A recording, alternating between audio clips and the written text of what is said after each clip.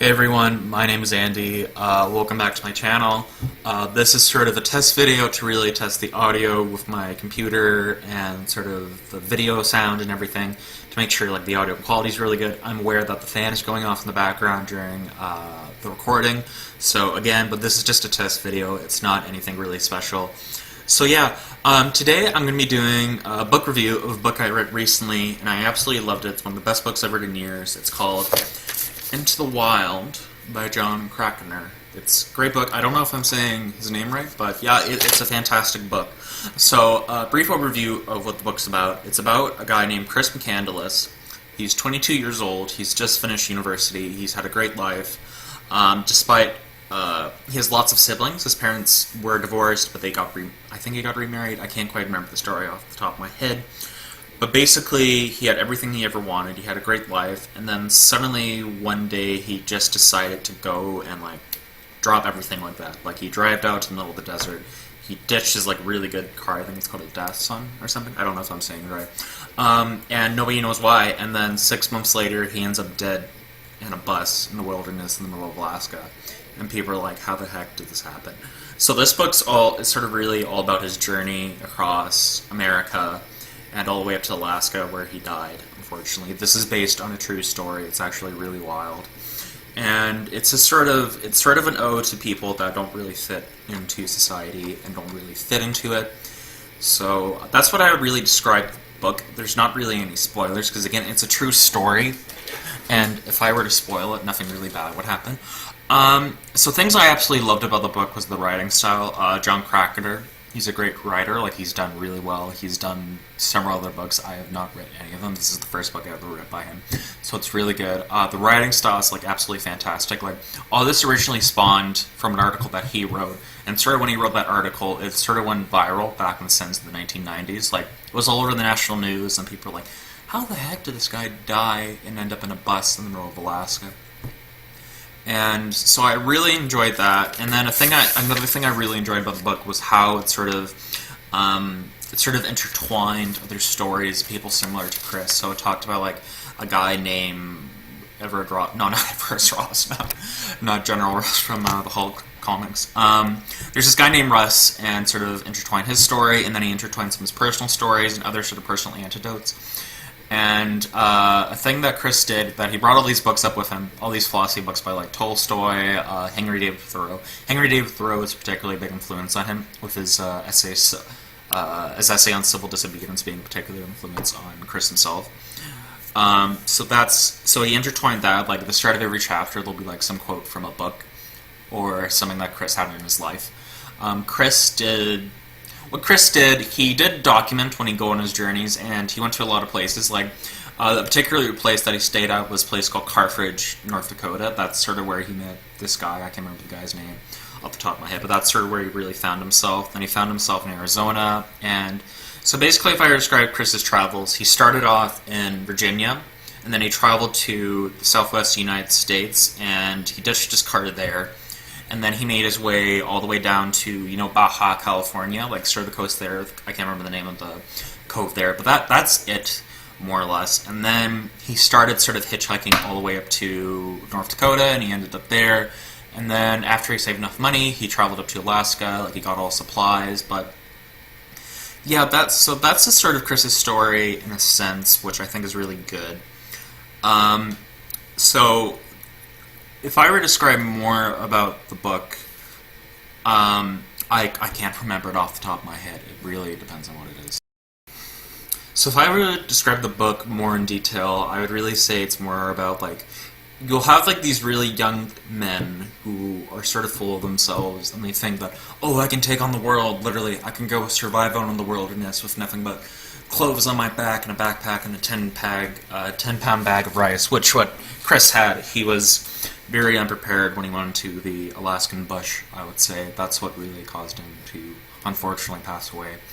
But I'd really say that it's really like a book dedicated to people like Henry David Thoreau that sort of live off the land, and they're like survivalist. And Leo Tolstoy was another really big influence on him. Like Leo Tolstoy believed in ditching all material wealth, and he didn't believe in sex, which is hypocritical of him because he had many children with many women as a result of it. So that's what I really say what else the book is about. A particular thing I didn't like about the book was there's only one gripe I have with the book, and it's sort of like within the last, I'd say, 120 to 100 pages. There's this whole chapter about the author himself, Jon Krakauer. It's about an expedition. He headed up to Alaska. He climbed like this really peak. I think it's called the Devil's Peak. I can't remember the name of the town he was at. It was fine. It was well written. I enjoyed reading it, but it sort of felt like I think it really took away from Chris's story, because like what you want to hear is Chris's story. You want to hear where he traveled to, and you want to hear the people he interacted with on his story, and you want to hear about him in Alaska. But just the author probably wrote like about 20 to 50 pages just about his expedition to Alaska, and it felt distracting. That was a major gripe I had with it, but I otherwise enjoyed it because thankfully Jon Krakauer has such a great writing style, so I really enjoyed that. So the book is also really composed out of like interviews with his loved ones, his dad in particular. There's like a whole chapter just about his dad and sort of the reasons why he rebelled against his parents like that. I sort of think the main reason why he rebelled against his parents because he felt like they were too pushing on him. They were forcing him to go to high school and university, and he clearly did not want to do that. He wanted to go explore off the land. He sort of did all that, and he himself went back to his hometown where he's originally from, and he learned that his father, of his first wife, he had divorced. Even though they had divorced and they had parted, they actually were secretly still together, and they had a son together too on top of that. So I would imagine, I can understand Chris being pretty upset about that against his father, holding that against him. So I could really understand that, but I also think what he did was really selfish towards his family, because even though they gave him all these things and he didn't particularly like them, that's a really selfish thing to do to your parents. But the thing with Chris, I can really understand wanting to get rid of all material things, because we as a society and a species are so attached to material things and material wealth. So I can really understand that, like wanting to get back to the basics and wanting to connect to nature. Like Chris himself is really also influenced by Jack London's book, White Fang, where it's about this guy in rural Alaska. So he's really influenced by Jack London's book. But I think that was the main reason why he chose to go to Alaska, because of that book. So I'd highly recommend that you read the book yourself, because I don't want to give too much away, because there's like all these really like nitty-gritty details that really make up the book for me. It's just sort of like, it's also like a picture of parts of America that you normally don't get to see. You sort of get to see like vagabonds, hitchhikers, sort of people who live in trailer parks, who really get to see from their point of view, and you really get a sense of what lifestyle for like hitchhikers are like what it's like to go from town to town, like what's it like to get a job. Like Chris works at McDonald's, he works on a farm doing like really crappy jobs like no one wants to do, but it's really interesting to see that point of view, and it's sort of really depending on people for travel, like really depending on that. And you probably couldn't do something like this anymore after 9/11 and like security, and just sort of like hitchhiking is like highly, highly discouraged. I think it's even illegal in the States or in Canada. Don't double check me on that. Don't quote me on that.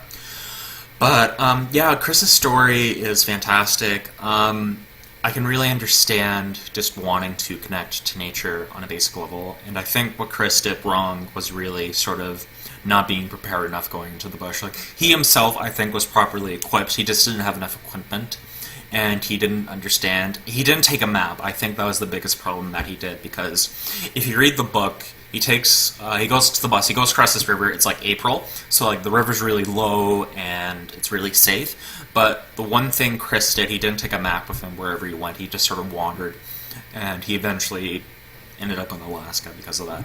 If Chris had taken a map to the area where he was in Alaska, he would have seen that there's a place further down the river where he could have gotten across nice and safe, and there was actually like cabins nearby. So he would have been safe. He was in a national park. He wasn't too far from civilization. I think he's only like less than 20 kilometers away, and then there's these cabins like 8 kilometers away, and then if he went like 3 or 4 kilometers down the river, he would have come across a national weather station. So I think if Chris had really done that, he probably could have a better chance of surviving, but Chris was like really stubborn in terms of his survival. And the main reason why one major reason why he ended up staying back at the bus, or where he eventually died, was because he tried to go back in August. He says, like, you know what, I've had enough of the wilderness, I want to go back to civilization, I feel like I'm sort of over this, I'm willing to forgive my parents. The problem was the river was really high, and if he were to cross it, he would die. It was just like white water rapids. It's like the wildest thing you've ever seen. But if he had taken a map with him, he would have known that there's places further down the river and that there's these cabins nearby, and he probably could have survived. It's really unfortunate. And another major thing I think Chris did wrong, he tried to shoot this moose and it went terribly wrong. And he killed it, but he didn't preserve it properly. So I think, from what I can remember in the book, they talk about like how, what do you do with moose? I highly discourage hunting moose, but what they did in the book was they described like hunters would smoke their meat first and then they would let it dry. What Chris did, he didn't do that. He just shot it and kind of ate it raw and tried to cook on the fire, but he sort of had all these flies around it and he tried skinning it and that went miserably. The meat got spoiled. He was able to live successfully off the land, but that's what I'd really say Chris did wrong. If probably could have survived in that way. But Chris is a very controversial figure. I'd say he's very polarizing. Like, a lot of people can relate to his sense of wanting to live in nature and getting rid of material things, but at the other time, people are like, why the hell did you not come properly prepared? Like, is this kid's moronic? He's just another example of a wonderlust kid not knowing anything about what he's doing. But I think it's amazing how much Chris's story has stuck and struck a chord with people. Like, they made a movie about 11 years ago now, directed by Sean Penn. And it's a great movie. I've seen it too. I watched it when I was really young. I can't remember it really well, but from what I can remember, it was fantastic. And I'm really happy that I read the book lately. I was lucky to come across it in a used bookstore. Yeah, so if I rated the book on a scale of 1 to 10, I'd rate it like a 9 out of 0, 9 out of 10. It's a great book. It's well written. It's one of the best books I've read in years. Like, a lot of people who I've talked to who've read this book, they say they've absolutely loved it. It's fantastic. Again, my only gripe with the book is sort of like the 25 to 50 page passage. It's all about the author's sort of expedition to Alaska, and that sort of felt like it really interfered with the story. And you really want to hear Chris's story. That's the story you want to hear, but it really sort of takes away from that and kind of like gets rid of a little bit of the momentum going into the climax of the book and sort of like the final chapter where his family actually goes and visits the bus that he was at, and they leave a plaque there in memory of him. Anyway, I really hope you enjoyed this. Again, this is a test video, so it might not be the best quality, and I'm sorry if my thoughts seem a little discombobulated. I'm just sort of using this as a platform to test my videos. Anyway, I hope you have a fantastic day, and I will see you all later.